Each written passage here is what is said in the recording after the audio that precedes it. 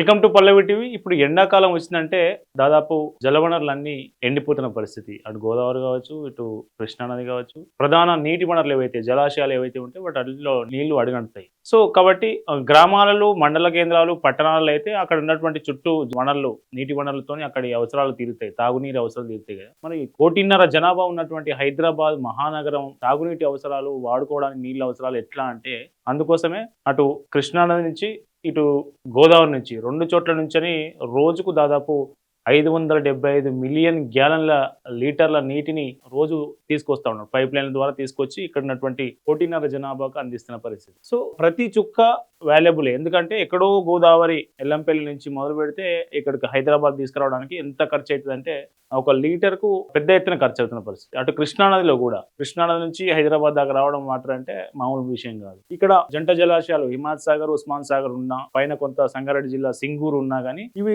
చిన్న చిన్న జలాశయాలు కాబట్టి వీటి నీళ్లు సరిపోవు. సో హైదరాబాద్ మహానగరానికి పెరుగుతున్నటువంటి రోజుకు పెరుగుతున్నటువంటి మహానగరానికి నీటి అవసరాలు ఉంటాయి కాబట్టి Hyderabad metro water and sewerage board ఎప్పటికప్పుడు జనాల అవసరాలకు తగ్గట్టుగా ఆ నీళ్లను లిఫ్ట్ చేసి ఇక్కడి వరకు తీసుకొస్తా ఉన్నది.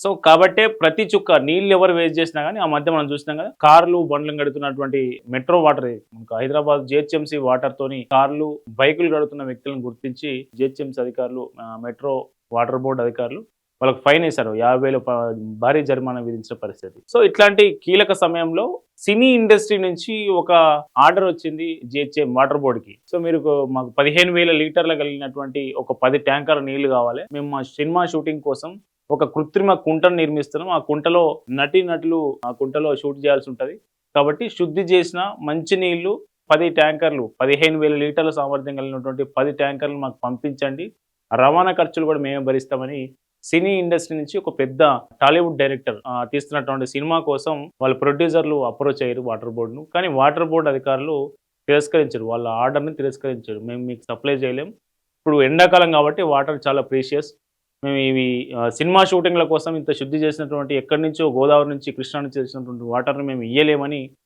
తేల్చి చెప్పారు. ఇప్పుడు ఈ వార్త వైరల్గా మారింది. ఇంతకీ ఆ టాలీవుడ్ డైరెక్టర్ ఎవరు, ఆ సినిమా ఏంటి అనేది చూద్దాం. ఆ టాలీవుడ్ సినిమా ఏదో కాదు, వారణాసి సినిమా.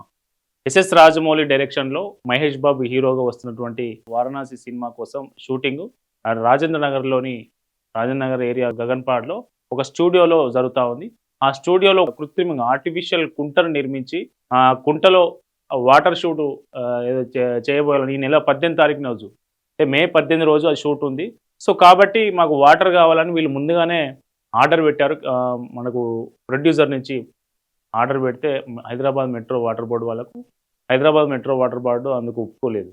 సో ఎందుకు ఒప్పుకోలేదంటే వాటరు చాలా ఇప్పుడు ఎండాకాలం కాబట్టి వాటర్ చాలా విలువైనది, జనాలకు అవసరం కాబట్టి. ఎందుకంటే ఇప్పుడు నిత్యం ట్యాంకర్లు తిరుగుతున్న పరిస్థితి. జూబ్లీ హిల్స్, బంజారా హిల్స్, అట్లాగే మాదాపూర్ లాంటి ఏరియాల్లో వాటరు బోర్లలో కూడా భూగర్భ జలాలు కూడా ఎండిపోయి భూగర్భ జలాలు లేక మెట్రో వాటర్ బోర్డు ట్యాంకర్లు తెప్పించుకొని వాడుకుంటున్నటువంటి పరిస్థితి.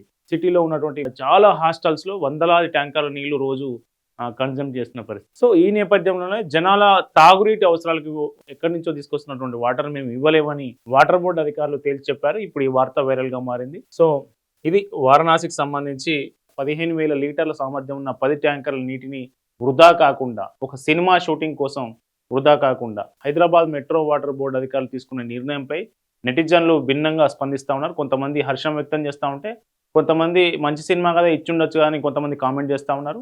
సో నిజంగా ఇప్పుడు 10 రూపాయలు పెట్టి మనం వాటర్ కొనుక్కోగలం కానీ 10 రూపాయలు పెట్టి వాటర్ను మనం ప్రొడ్యూస్ చేయలేము. 2 moles ఆఫ్ హైడ్రోజన్ ఈజ్ మనకు 1 mole ఆఫ్ ఆక్సిజన్ కలిస్తే H2 అయినట్టు 10 రూపాయలతోని మనం 1 ml వాటర్ కూడా మనం ప్రొడ్యూస్ చేయలేము. సో కాబట్టి వాటర్ అంతా విలువైనది, వాటర్ విలువ గుర్తించి ఆ షూటింగ్కి ఇవ్వకుండా తాగునీటి అవసరాలకు వాడుతున్నందుకు హైదరాబాద్ మెట్రో వాటర్ బోర్డు అధికారులు కొంతమంది థ్యాంక్స్ చెప్తా ఉన్నారు.